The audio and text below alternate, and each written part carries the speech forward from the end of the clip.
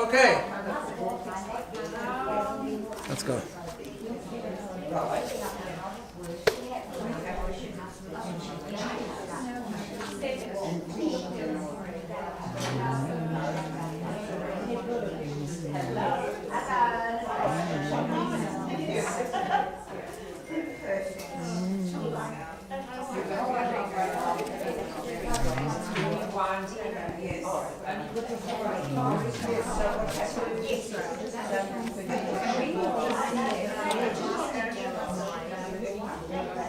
Okay, we're going to make a start.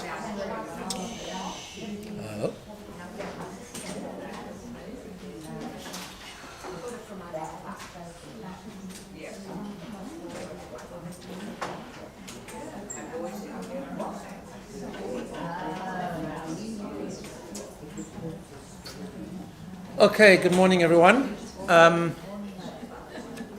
This is week 3 of emotional wellness.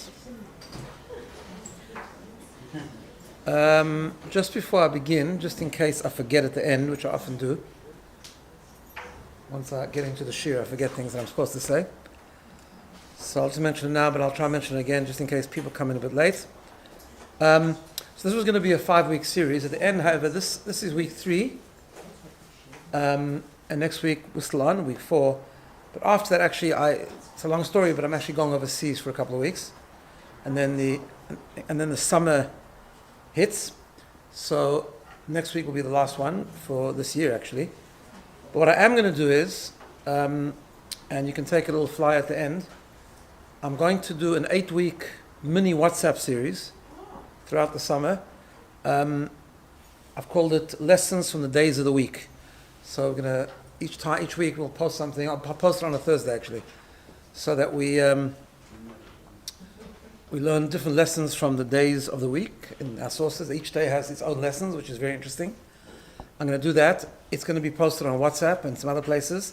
If you want to join the WhatsApp group, some of you are on that group already because I've used it before in the summer. It's called Weekly Personal Growth. But if you're not on it, I've got a little flyer here. You can take it at the end. You can scan. There's a scan thing. What's it called? A barcode? QR. That's it. Sorry. Thanks. So you can get onto the thing, or you can just if you're not sure how to use it, because you're a bit like me. So there's a mobile number. You can just text a word, and then you can join the WhatsApp group. If when you join the WhatsApp group, it's not letting you join, it probably means you're on it already. That's why. So it's not rejecting you. It just means you're already on it. Okay. I'm just going to close this window.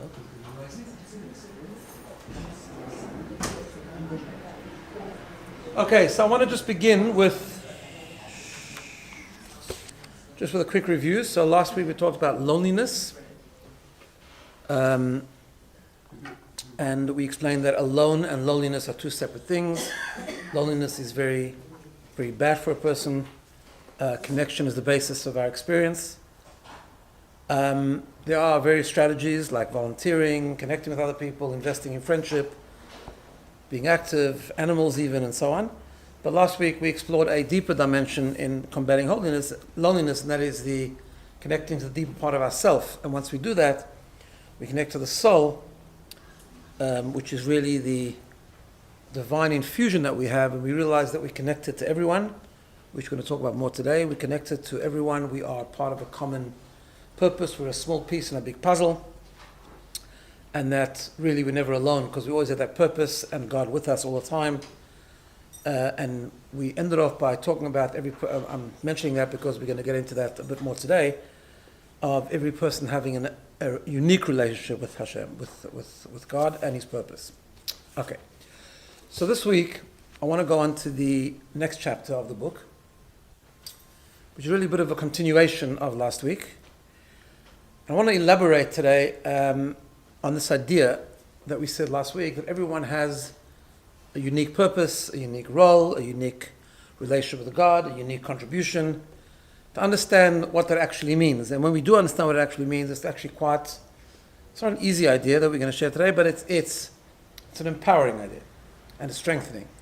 What do we mean actually when we say that everyone has a unique role? What does that actually mean? And I'm going to spend a bit of time giving a very foundational introduction to this whole idea so we understand it properly. Because we have touched on this many times, but I'm not sure we've ever clearly sort of developed what does it mean when we say that every person has a unique purpose? What does that actually mean? Particularly from a Jewish perspective. So we're going to revisit and elaborate on a couple of very fundamental ideas. So first of all, millions of times we've talked about Viktor Frankl, right? That every person is wired deep down and has a very solid need to live a life with meaning and purpose. Everyone needs meaning. And not everyone necessarily pursues a life of meaning, right? This is very much summarized in a letter that the Lubavitcher Rebbe wrote in 1961, and he said that there's two approaches to life. This we've talked about a lot, but I'm just going to give this as an introduction. One approach to life is to consider it as a matter of pleasure, in which case every effort should be bent towards getting the most out of life in terms of our own pleasure, and every situation to see what is easiest for us and to take the easiest way out, right? Second is not that pleasure is a bad thing, by the way, just sometimes that's the pursuit of that in a big way, right? The second is to consider life as a challenge and to help make a better world that we live in, especially since the society we live in is far from perfection. In this case, every effort must be bent towards this end, even if it means sacrifice of certain personal pleasures, and even if it requires a great deal of continual physical and mental exertion. Right? So these two ideas, this concept of pleasure and purpose, essentially they come from two driving forces within ourselves, as we've mentioned many times. This is based on the book of Tanya, where he talks about the two souls, the two warring souls that we have, and that's part of our struggle the entire life, is the conflict between these two souls, the godly soul and the animal soul. So the animal soul is where ego lives, and it's the animalistic part of our experience, and it's the part of us that just looks for self-preservation, self-pleasure, what is pleasurable, what feels good, what is easy at the time, right? Without necessarily considering consequences or considering impact on other people, and so on. It's about self, right? That's what it is. So over the godly soul is where humility lives, where meaning lives, where a life of higher purpose lives, and a connection to God lives, right? Which really is an important introduction to the concept that I want to talk about, because to understand what is the Jewish perspective when we say that we all have our personal or unique or special purpose and contribution in life. Because what I want to explore for a few minutes is what actually is the Jewish view on that, right? It's talked about a lot today, about people finding their own path and so on, but what is the Jewish view in that? So on the one hand, right, as we said last week, every person does have a unique, not only purpose, but a unique relationship with God, right? I quoted that passage from the 12 passages, the famous 12 passages, that Hashem is standing over us and looking at us and examining at us if we're close to Him and so on. In other words, He's standing over every individual, so to speak. That is that unique relationship that we have, and therefore the unique purpose. It's also clear that the individual and the individuality of each person is of paramount importance in Jewish thinking. I'll give you a couple of ideas, right? First of all, the Talmud tells us that the reason that the human being was created singular, right? God created every animal, a couple, male and female, where He created Adam first as a singular person, and then Chava, and then Eve. Why? Why did it happen that way? Why did the person need to be created as a single entity? To teach us, says the Talmud, that every individual is an entire world, and therefore the Talmud says, whoever destroys nefesh achat, one soul, one person, the Torah considers it as if he has destroyed an entire world. And conversely, whoever saves or helps or assists or keeps alive nefesh achat, one singular soul, ki'ilu kayem, it's as if he has created, sustained, saved an entire world, right? In other words, every individual is a full world. But the question is, what does that individuality actually mean? Today, in popular secular culture, there's a lot about finding your own way, being your own person. You know, Brene Brown talks about it a lot, right? Does it mean, because they talk about the importance of being yourself, finding your own purpose, finding what works for you, finding your own way, and so on and so forth, right? Is that the Torah view? So let's explore this. Because while we say that individuality is so important in Jewish writing, in Jewish philosophy, it's interesting because we need to think about that in contrast with the idea that actually, if you look at it, Judaism, the Torah as a moral guide, as a moral compass, is actually very prescriptive, right? More so than any other religion, probably, right? We are in Judaism, and this is obviously, none of us are perfect, and everyone's in their own journey, and whether we keep everything or not, that's not relevant to this discussion. But in honesty, we know that the Jewish principles, we have 613 mitzvot, right? And Jewish law and Jewish guidance and Jewish practice governs minutiae, details of the way we live, right? Not only tells you to make Kiddush Friday night, it tells you exactly how to make Kiddush Friday night. How big the cup's got to be. How much wine you have to have in it. How much of the wine do you have to drink, right? How do other people get covered? How do you have to say, I'm just giving one tiny example, right? Got to put a mezuzah on your door. I don't know how many laws governing how mezuzah has to be written, which is why it's so expensive, right? Because it's very labor intensive. Each letter has many, many laws governing it. And we have many, and now granted, we don't keep all 613 laws today because no one keeps all 613 laws anyway, because some of them are for men, some of them are for women, some of them are for Kohanim, Levi'im, and also today we don't keep many because we don't have a temple. So many of them are related to the temple and temple times.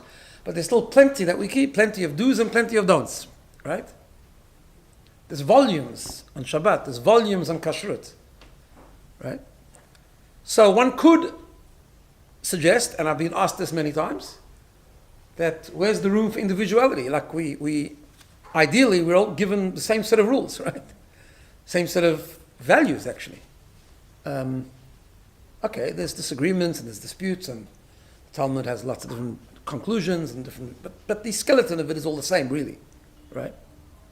Just details, sometimes people differ, but we all have a single moral compass that we're supposed to follow, we're supposed to subscribe to, right? Or we're supposed to grow towards, put it that way. Okay.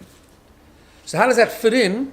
That's the question I wanted to talk about, to understand what the individuality actually means in Judaism. How does that fit in to everyone has a unique purpose, and the individual is so important. And understanding the individuality of our own experience is so important, right? Because we need to know, like, what do we do with our own, we need to know ourselves, one would imagine, to understand what our individual purpose is, what our individual contribution is. Everyone has different talents, everyone has different personality, everyone has a different way of doing things, right? And it's important to recognize that, not to, so to put it differently a little bit, we talk on the one hand, we talk about surrender, you know, matzah, we often talked about the idea of matzah, has no ego, we surrender our ego because we surrender to a higher purpose. On the other hand, we say that the individual is really, really important. So how does that actually fit together? How does that work? And I think it's an important foundational principle to understand, just in terms of understanding what that great individual contribution is all about. In other words, how do these concepts come together? How does the prescriptiveness of Judaism and the individuality come together, right? And we need to understand this very, very clearly, because only then we can understand what the unique contribution is all about, really. So here's the principle briefly. It goes like this. And let's go back to these two types of living.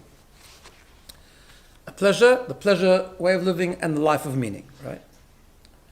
So the pleasure, we say pleasure, that's about me. It's about what's good for me, right? Now, people who live a pleasure type of life, it doesn't mean they live a hedonistic life necessarily. I mean, often it is, but it doesn't necessarily mean that. But it does mean that they live a life that is focused on themselves. What do I mean by that? What's the difference? Because sometimes people can do very good things, but it's good things that work for them. It's good things that they like doing, right? So obviously I'm talking, there's everything in between. often when we talk about these things, it's always good to talk about extremes, otherwise it's not clear, right? So I'm talking about the person who lives only for themselves, I'm talking about the person who lives only for a higher purpose. Most of us are neither extreme, right? But it's just important to sort of clarify. So the person who lives for themselves does what works for them. Could be good things, could be helping other people, could be volunteering in Africa, it could be who knows what, right?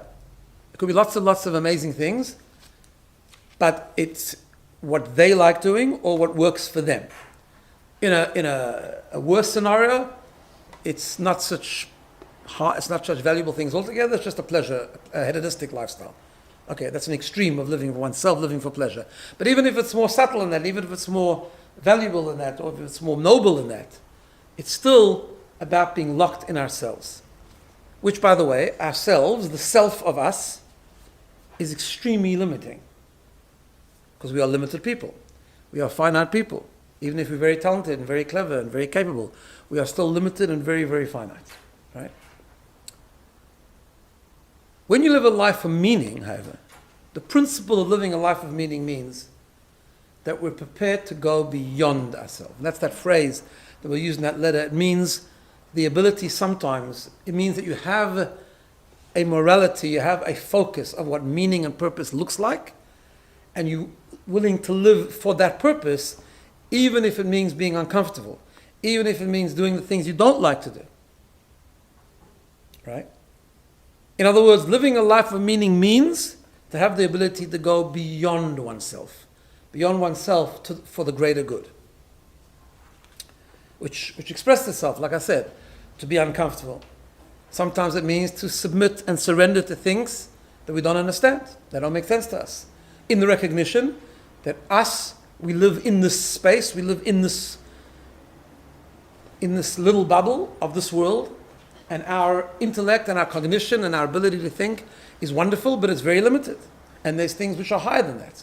Like Rabbi Sachs explains, that we've talked about this a number of times, when he defines the concept of morality, he says that morality cannot be created by people who live that morality, because then it's subjective. In other words, morality has to come from a space that is a level that is outside of our existence.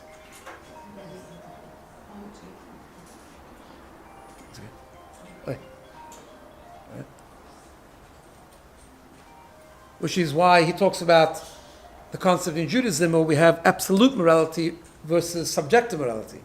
Because we are very limited. How can we create our own moral code? So if a moral code has got to come from something higher than ourselves, an existence that transcends the existence of this universe, of this world, right? That's what living a life of meaning is, right? Therefore,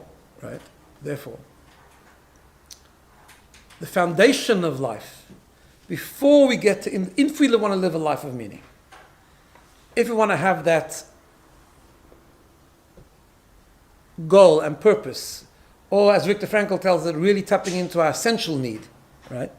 Because the paradox of living a life of meaning, by the way, is that we don't live a life looking for pleasure and happiness necessarily. We look for a life of meaning and purpose, which in turn gives the real happiness. It's a separate discussion, but I think we did this a while ago, where Tal Ben Shachar talks about the pursuit of happiness. He says the people are not happy, the people that pursue happiness, right? Because you pursue happiness, again, same idea. When you pursue happiness, you're pursuing something that you want, right? Whereas you pursue other things of purpose, you're pursuing a higher meaning, which in turn brings the real happiness. So therefore, looking for happiness has to be a life where you don't pursue happiness, you pursue those things that bring happiness, which is things outside of ourselves, things that are higher than ourselves, right? What that means, however, therefore, is that the foundation, which goes back to the prescriptiveness, perhaps, or the apparent prescriptiveness of Judaism. Well, there's not that prescriptive, I just wanted to strengthen the question. There's plenty of room right? There's plenty of scope for individuality in Judaism also, but the foundation is prescriptiveness, and the reason for that is because before you can use and contribute with your own strong and unique and special individuality, we first have to submit to the higher purpose, which is a common purpose. In other words, the essentials, the foundation of the common purpose is not individual. And that is true. That's why we all have the same mitzvot. That's why we all have the same values. Because the purpose that we pursue is actually not an individual purpose. It's a common purpose. And then once we submit and once we surrender to the common purpose, the common higher purpose, then each one has a very strong component of individuality to contribute to that common purpose. Does that make sense? Right? An analogy is one I've given before in a different context, but the same idea. A symphony, an orchestra, right? Which is everyone's playing a different instrument, which sounds different, and every instrument contributes a different. I'm not such a musician, so I can't really explain this, but every right, but we all know, even us simple people, right? Every instrument contributes a very, very special component, a unique component, an individual component to the symphony. And the symphony is made up specifically of different instruments, otherwise it's not as beautiful. It's not symphonic unless there's different instruments, which all sound the same, all sound different, right? However, it's only beautiful when there's a conductor and everyone's playing to the same melody. So in other words, they're playing to the same music, they're playing to the same arrangement, they're following the same conductor, and in following the same conductor to produce a common result, whatever the symphony is, each one is then contributing an individual and a special and a unique sound of music. And that's how Judaism works. The beginning of Judaism is, the foundation of Jewish thinking is that there is a surrender. That's why we begin Pesach, which is the beginning of the cycle of the Jewish journey, with matzah, which is getting rid of the ego. And later on, we don't eat matzah all year. We do introduce the individual. We get rid of the ego to reintroduce our individuality in order to contribute to be a piece of the puzzle of that overall and higher sense of purpose and meaning. Am I making sense? Okay. This idea, by the way, is expressed in so many different areas of Jewish thinking. I'll just give you one or two examples.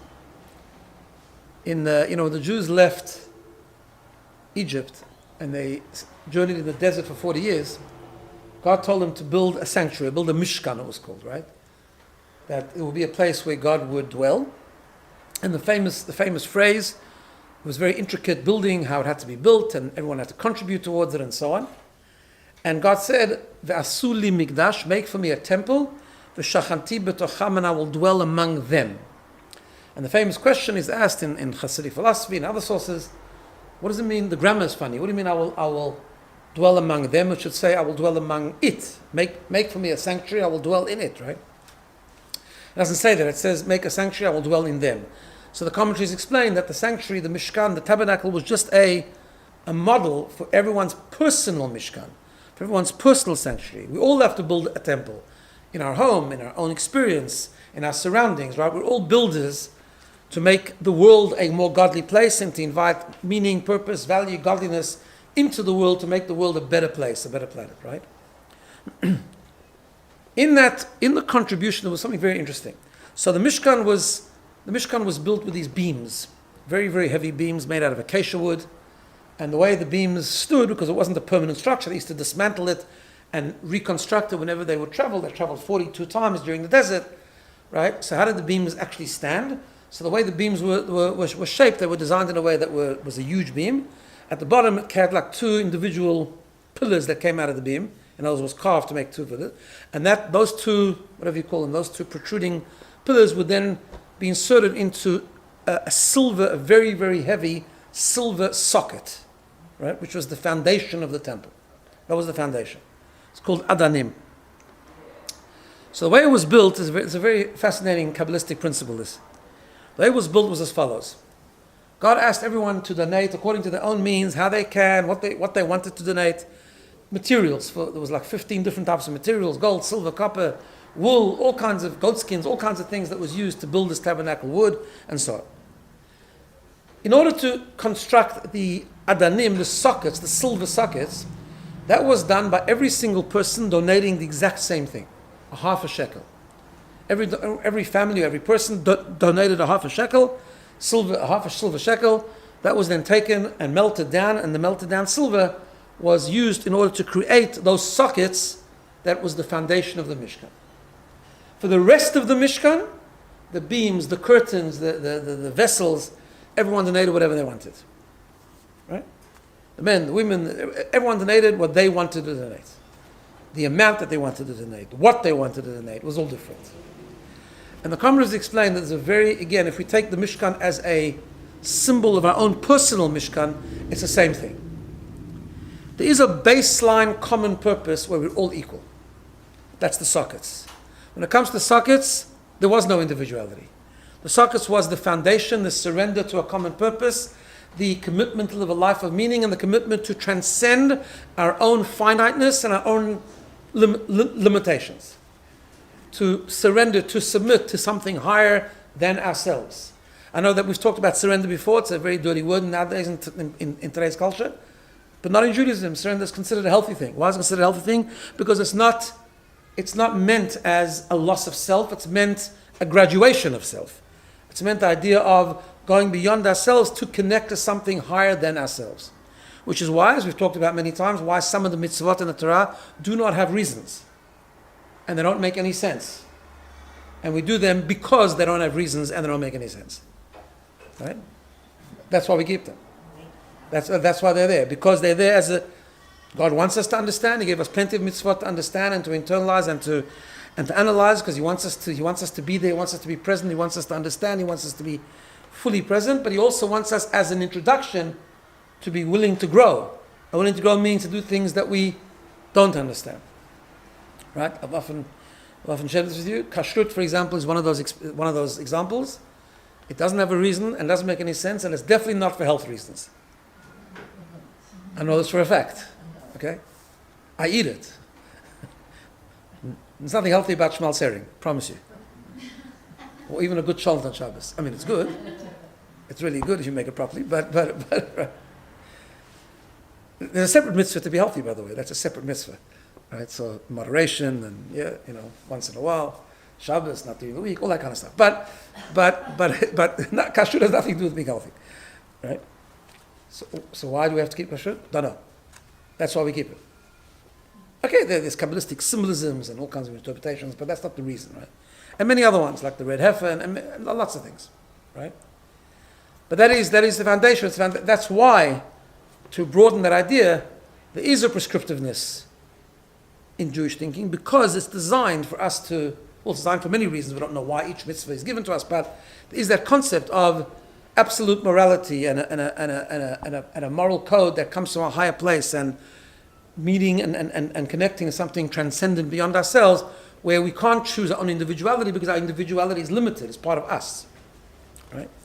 The other example of where this is so, this is true about relationships and it's true about everything, but about individuality and yet being part of a common purpose, is the way we write a Torah scroll or mezuzah. I've mentioned this before.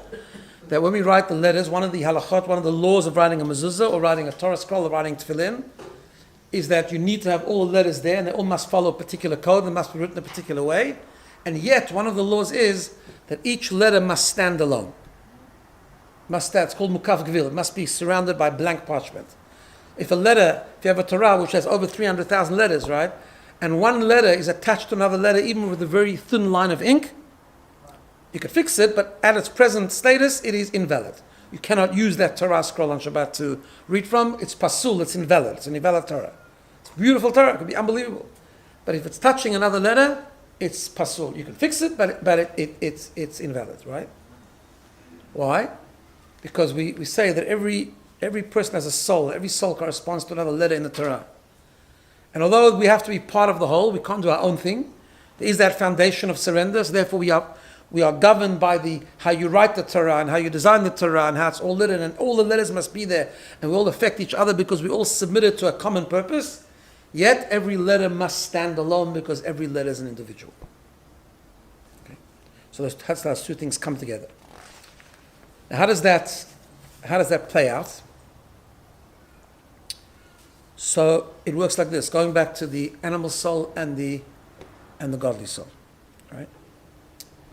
Or, as it can be expressed in a different way, our soul and our body, or our soul's needs and our bodily needs, or our conscious personality, right? So when we talk about the war between the animal soul and the godly soul, the animal soul is not godly, the animal soul is egocentric, but we are taught very clearly that the animal soul, and by extension the body that the animal soul gives life to, is not evil, it's not bad.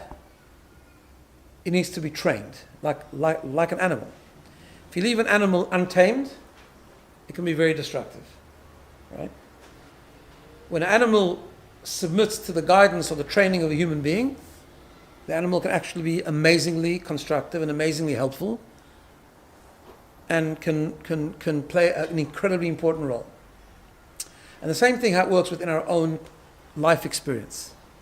Living a life of purpose means living a life based on the soul, not on the animal soul, the godly soul, not the animal soul. But it means that the godly soul directs, the godly soul guides. It means that we become selfless rather than selfish. We into purpose rather than pleasure. Right? We're able to go beyond ourselves rather than being stuck in ourselves. But it doesn't mean that we discard the value of the animal soul. Because it's the animal soul or our animal consciousness where we're actually so different from each other. And that's okay, that's good. Difference is important. Individuality is important. Every instrument is important, provided they're following the conductor. So think of yourself as the godly soul and the animal soul. The godly soul is the conductor, right? Because the animal soul is godly and it's connected to the ultimate conductor. Our animal soul, our animal consciousness, our physical being, everything that we do in life that might not come directly from our godly self, it might just be regular, routine, mundane living, including the important parts of living, like having a job or doing business, or whatever the case is, sleeping, eating, all those things are all critically important, provided that they become an instrument in their overall orchestra, and they become an instrument that they can contribute to their overall purpose, right? Which means that's where difference is so important. Our godly soul, at least at its root, at its core, is not so different. Our godly soul is godly. We all have, not in the manifestation, not in our cognition and emotions, but at the core of the godly soul, we're all one, which is what connects us already, right? But that's fine. But where does difference play out? Mainly in our physical consciousness and our physical experience. We are all tremendously different. And that's important. In other words, once we win the war, so to speak, once we overcome our ego, and once we're committed, and by the way, it's not something that happens once. I mean, once our mindset is to try and climb the ladder of living a life of more purpose and more selflessness and more meaning, rather than more pleasure, more egocentricity, then what we also do is we try to then harness the differences, the individuality and the uniqueness of each animal consciousness and each physical consciousness to contribute to the overall purpose in a very unique and special way. I hope that's clear, yeah? Okay. It's because all our differences are really critical to our shared mission. That's how it works, right?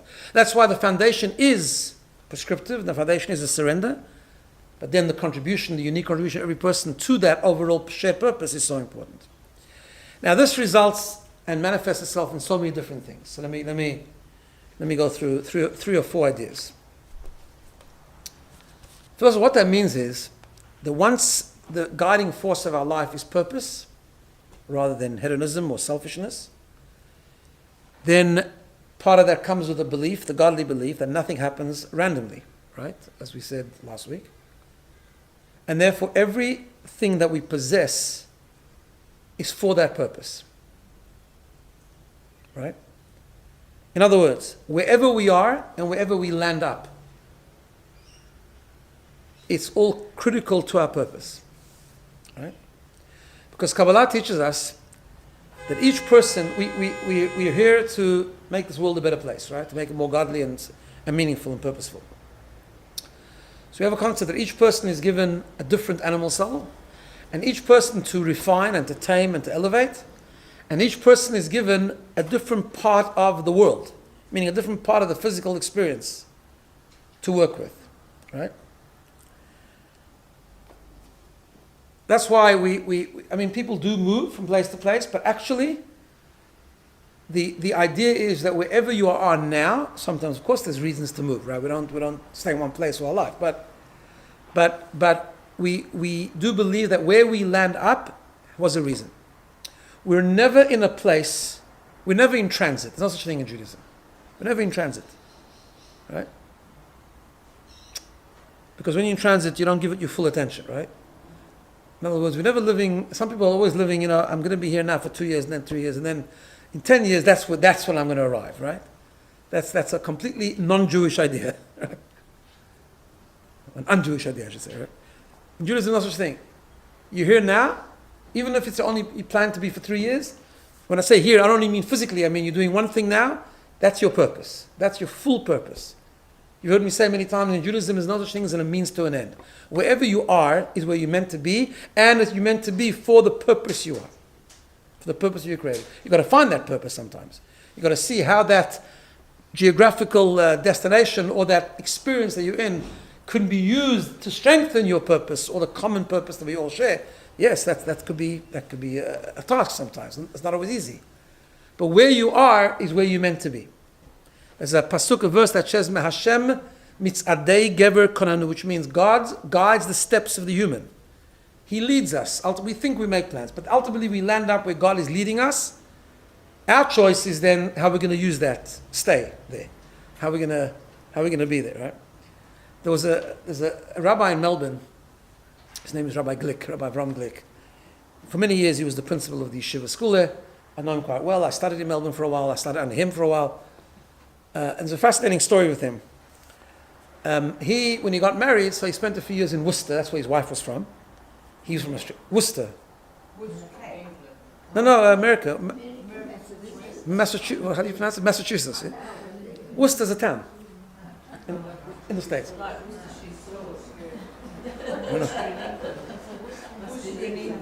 I can't explain to you. Geography was never my strong subject in school.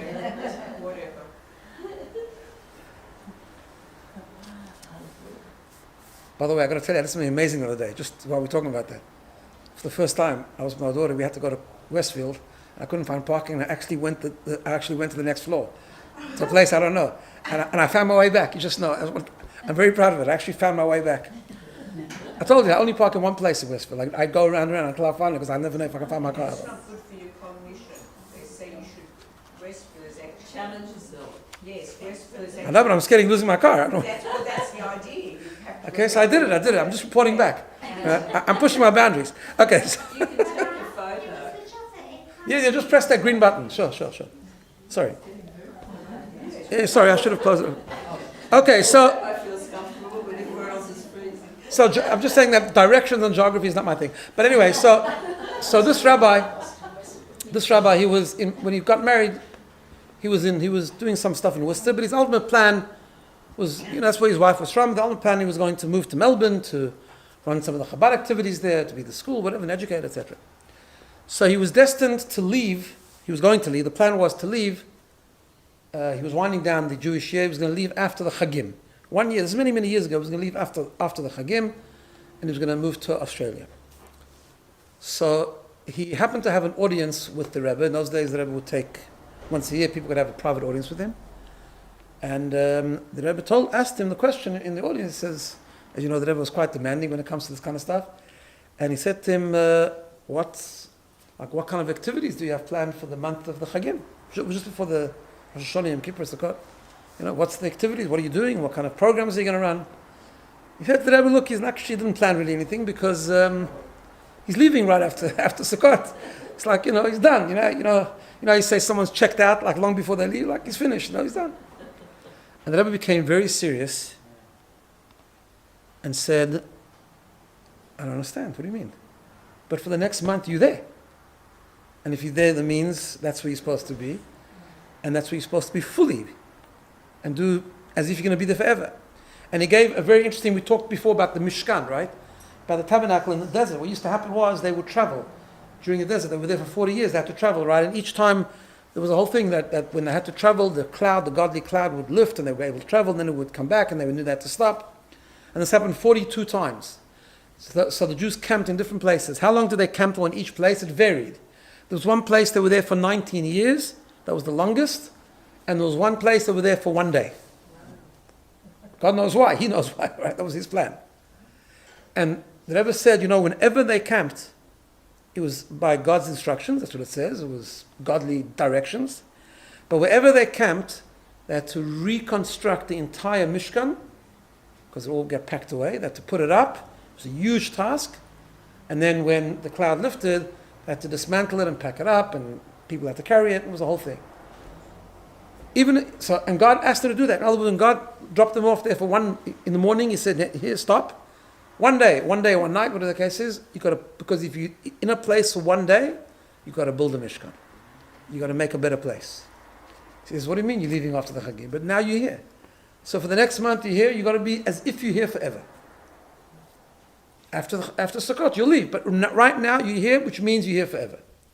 So this is one of the principles, that everything that happens, and you're here because you have a special job to do. You have a special talent, you have a special individual, unique contribution to make that no one else can make for you, and you landed here because you need to do it.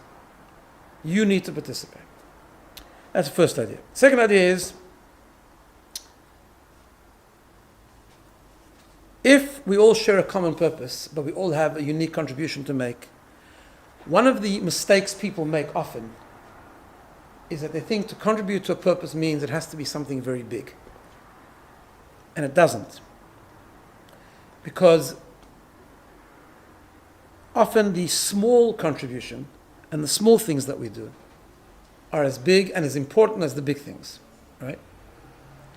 Because, and this is where it becomes so empowering and so important, knowing that whatever we do, we're actually part of a common destiny, a common purpose. But my contribution to that common purpose is very critically important and unique and vital for the overall. For every piece counts, right? I mean, just you can understand this from machinery. You can have a machinery where a very, very important machine which has complex parts to it, and of course the main thing is the main mechanism of the machine or the engine, whatever the case is. But if one screw's missing, the thing doesn't work, right? So the person putting in the one screw, or that one screw, as small as it might be, is as vital at the end of the day and as critical to that big machine. And that's such an important thing, and therefore, because we understand that our unique pathway is not just a small person. See, if you're just an independent person, if you're an individual from beginning to end and you have no connection to anything else, and you're just you for yourself, then of course you're going to want your path to be very significant. Or you're going to want your path to be recognized as something very significant. Because otherwise I'm nothing.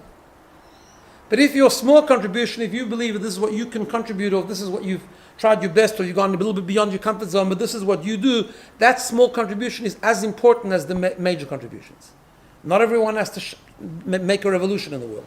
Not everyone has to discover something big. Not everyone has to do something absolutely, truly amazing, right?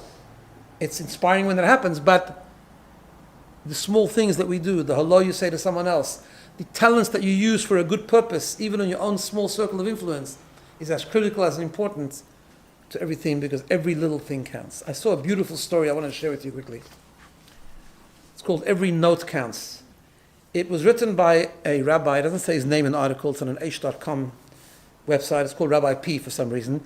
And essentially it involves a guy called Richard. And this guy, Richard, had met him in a summer camp. So every summer in America, everyone goes away for the summer. This Rabbi P would go away to a campsite or whatever, and he would give a daily Talmud class. And there was a certain person, an older person, who in his advanced years, he decided, to get involved in some Jewish learning and to try to sort of strengthen the Jewish connection. So he used to come every day to the Talmud class. He didn't understand as much as everyone else did at the table, but he would try, and he had his little English Talmud, and he would revise, and then after the summer he would try and sort of revise it himself, and he would come back next year. He had done a few more pages at his own pace and everything. And then he got sick, and the last summer that he met this Rabbi P, I'm saying Rabbi P because I don't know his name, this person seemed a bit down. Part to do with his illness, I suppose. So Rabbi P asked him, why are you so down? So he told him, I've been thinking about it, like I'm putting in such effort the last few years to come to this class and to learn and to further my Jewish knowledge and Jewish connection. But I really wonder, like, I'm like, down there, I'm like a low-level guy. I'm doing 1 page in 6 months. It's taking me a time. Like, does it really matter? Like, does God really care? So Rabbi P said that it's such divine providence because 15 hours before that conversation, he was sitting in his car and he was coming from Brooklyn to the Catskills, right? A trip that he'd made dozens of times, and it was very stuffy and he's getting a bit nervous. So he turned on the radio just to distract his mind. And when he turned on the radio, it was a person talking about classical music, not a topic that Rabbi P was very familiar with. But nevertheless, he was listening to an interview, and an interview obviously was no coincidence, nothing happens by chance. So what was the interview? They were talking about a very famous musician called Toscanini. I'm no expert in classical music, so I don't know, but he was one of the most acclaimed musicians of the late 19th century or 20th century.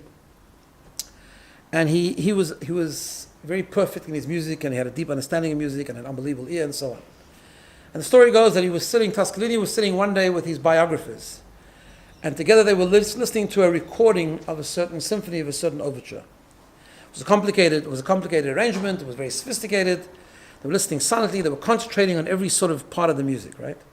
When we listen to music for entertainment, it's different the way a musician listens to an arrangement, right? So at the end, Toscanini looks up and he says, he asked his colleague, he says, did you notice anything unusual about what we just heard? So the guy says, I have no idea, he confessed, but I'm curious, what was so unusual about this piece of music? So Toscanini turns to him and says, there should have been 14 violins and there were only 13. Right? So the biographer, the guy was sitting with him, he didn't want to laugh in his face, like it was disrespectful. In front of such an amazing musician and conductor. Like, how could he tell that one violinist was missing? But the next day, he did some research, and apparently, to his amazement, it was true. It was apparently the guy was sick or whatever, the company didn't show up, and there was one violin missing. So the Rabbi P turns to this rich and he says, have you ever heard of Toscanini? And he told him the story. And he said to him the following, he said, I want you to understand like this. The commoner does not detect nuance. No one listening to that symphony will be able to realize that one measly violin was missing. But the master, he can hear everything. He knows exactly how that piece of music is supposed to sound, and that's what makes him so great. So he said, what do you mean? Every person at the table counts. Whether you understand a little bit, you understand a lot. Each person brings their own music. And every note and every violin and every piece is so important. So that's part of what he's so, and it doesn't matter if it's big or small, but it matters that it's a part of the overall orchestra, it's a part of the overall puzzle. And the third thing I wanted to talk about is what comes out of this is this. It's understanding how to use our specific contribution, right? And this is something that the Lubavitcher Rebbe, and this goes back to the chapter in the book, it was a theme that ran through so much of the way he related to people. When people would seek guidance from him, he would very rarely allow people, like someone would say, I've seen videos of even this happening, and someone would say, I remember one guy once came to the video of the Rebbe, and he was at the audience, and he says to the Rebbe, I've built up a nice business. I've been doing that for a couple of decades. It's a comfortable business, successful business. I have what I need to live on, and I'd really like to spend more time learning. So I'm thinking of like either retiring or doing it only, giving it up kind of thing, and I'll have enough to live on. I'll dedicate my time to greater things. And the Rebbe didn't let him do it. And it was a strange thing because it sounded like such an unbelievable thing to do, right? Leave something more mundane and go into something so spiritual. The Rebbe didn't believe in that because he believed, of course, people learning, and he believed he was a fanatic about Jewish learning and about Jewish study, and dedicate time, especially the young people going to yeshiva and all that kind of thing. But he said, if that's where you've arrived, that's where God led you, that's your purpose. What you need to focus on is not leaving it and finding something else to do, which is more obviously holy. What you need to find is how can you further your purpose, whether it's giving more charity or making more, but not living a materialistic lifestyle, but on the contrary, helping other people, maybe giving jobs to other people, maybe giving charity, whatever the case is. And that was a theme, because that is what really difference and uniqueness and unique contribution is. In Judaism, it's not about finding our own way and that which makes us feel good and sort of talks to us and it makes sense to us and all that kind of stuff. It's not. We are committed to something higher than ourselves. But it does mean to find the talents and opportunities and the destinations where we've landed, to find out what is it that is unique about that God has given that to me because I'm talented in that area, or that's where I've landed up, or whatever the case is. How can I use that for the common purpose, right? So for example, to the business person, this is how the book reads, I'll read it to you. To the business person, they will explain, to the rebellious young adult, first charting their path in the world, he would explain that their youthful energy is powerful, that they need to use it. He would talk a lot about harnessing. He would talk about youth a lot and about the rebelliousness of the youth. From the 60s, he talked about it a lot, And he said it's an amazing opportunity. He would tell people, he would tell his emissaries, it's an amazing opportunity. These are people looking, these are people being creative, these are people actually expanding. And not doing it always in a good way, but you need to be able to harness that. Right? So we get our differences and we get our unique talents and circumstances and so on. Then we have a choice. How do we use them? We can use it for the life of pleasure, or we can use it for the life of purpose. And when we lead inspiring other people, we have to help them sort of harness that. So to the businessman, it also will explain how they can make their work meaningful by finding opportunities to provide spiritual, material help to their colleagues and giving charity and so on and so on. If it was a stay-at-home parent, he would explain how the imprint of early days childhood has a long-term impact on the future of the adult. How that everything we do is holy. If we use it correctly, it's all holy. So when we come, and we obviously need to dedicate time for common purpose, so we come to a shir and we learn, or we pray, or we do a mitzvah. We strengthen the foundation of who we are. But then the rest of our life, where we're all different, and we have different jobs and different careers and different pathways and different directions, that's also holy if we choose to use it for the common purpose. And we need to try and do that because we each have differences that we each have strengths, we each have weaknesses, we each have strengths that we can harness and use for that purpose. So his philosophy was that once you are committed to the foundation, and we need to continuously be committed to the foundation and strengthen the foundation with the mitzvah, with the prayer, with the learning, with the spirituality, with the divine interaction and so on and so forth, then we need to realize that the rest of us, which is so different from each other, is part and unique and critical to the overall purpose, the overall music and the overall symphony, and we need to learn how to use that for the purpose, and it becomes no less holy than prayer or something openly divine, right? There was a woman called Marcia Greenside or something. Anyway, she had a degree in psychology, and she started to work in psychology, and then that was a sort of a day job, and then she got involved in the Chabad in San Diego, and she used to volunteer there a lot, and she was loving it and really, really getting into it. And she wrote to the Rebbe, and she said the following. She wrote how old I was and what I was doing, and she said, my secular job, I wrote, was at UCLA, and then I went to say that I considered my activities at Chabad to be my real work. At that time, my passion lay in the work at the Chabad House, and I considered my research work in the Institute to be simply a job. So I told you that the Rebbe would often answer things by circling things on letters and things like that, right? So she said, where I'd written my secular job, the Rebbe crossed out secular, leaving just my job. And then he put in the margin, the purpose of which is the emotional well-being and healing of children. That's not just a job, that's not a second, there's a purpose. And you used to see it as a purpose, right? So she went full steam ahead and got really involved in her job while furthering her connection, Chabad activities and her Judaism and so on and so forth. And she became her life work, and she became a big therapist and helps hundreds of kids and so on and so forth, because that's part of her purpose. That was her unique contribution.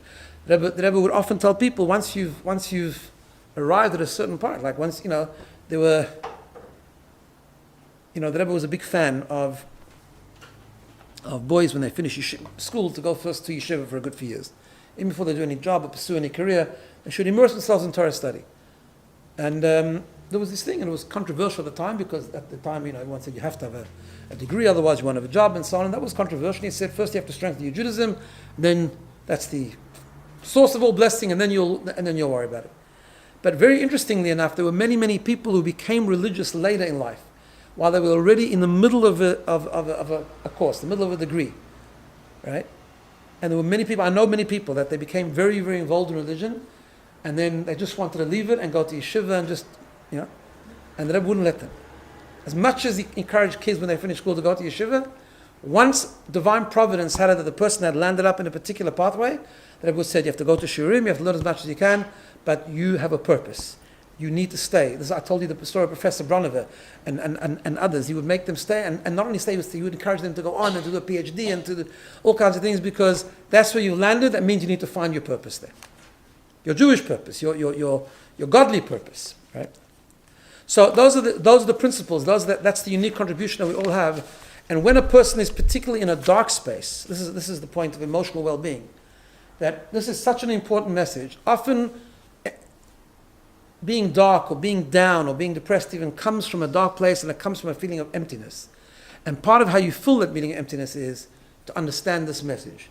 You are important as an individual. Yes, you submit to a higher purpose and a common purpose and a shared mission, but your particular contribution to that shared mission is so critical, and it's a hard thing in a way. To surrender to the foundation is hard, but then to understand how you make such a difference, your little contribution makes such a difference, is actually very empowering and very strengthening. And that's part of why, whether it's understanding where you landed up is where you're meant to be, or understanding your particular strengths and talents, or understanding even small things are so important, that becomes a very empowering and strengthening thing. So just before we finish, just again to remind everyone that next week is the last one, but then I'm going to start an 8-week WhatsApp learning. So take a thing and subscribe to the WhatsApp, and see you next week, and have a wonderful week.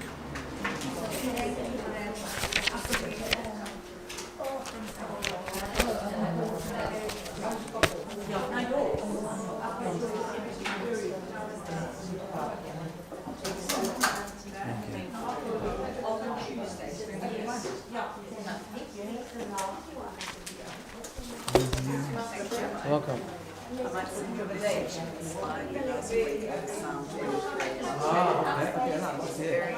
Thank you.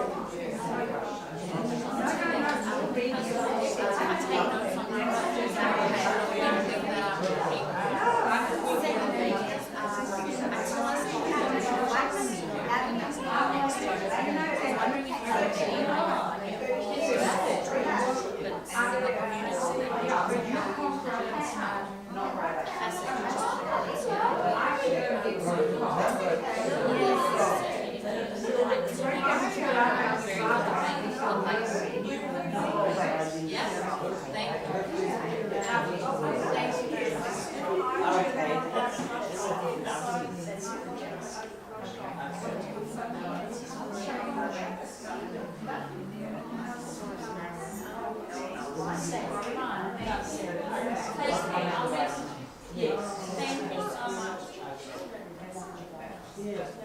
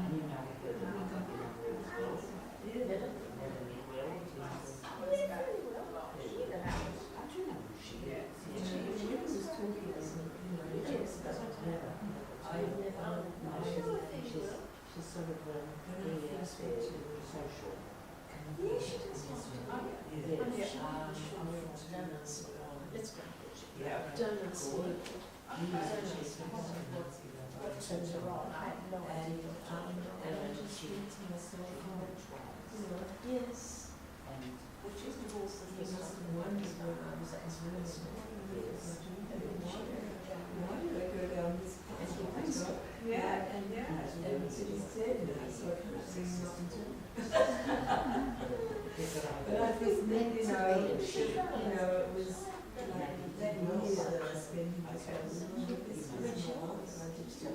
on my own,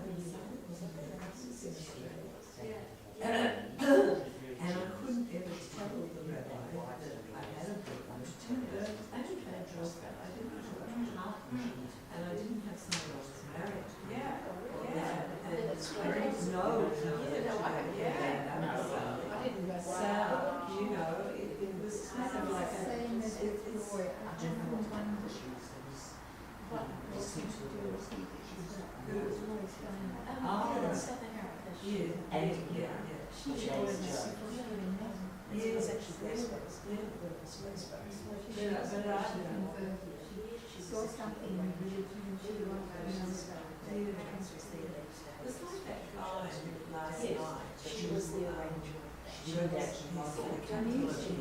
what was his name?